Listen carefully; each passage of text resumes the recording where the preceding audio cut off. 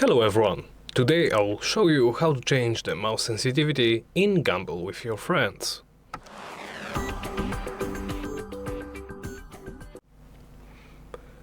Let's begin by opening the settings menu. From here, make sure you are in the General tab. Here at the top should be the mouse sensitivity. This goes on the slider from the value of 0.1 to up to 500. Of course, I recommend keeping it at a reasonable level, or not, if you want to have fun. The default is 2.0, and you can simply either input it as text or play with the slider.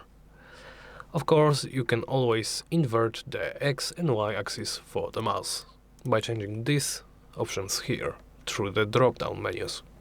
After you make your changes, simply close the menu. And that's about it. Thank you for watching, and please make sure to subscribe, comment and like the video.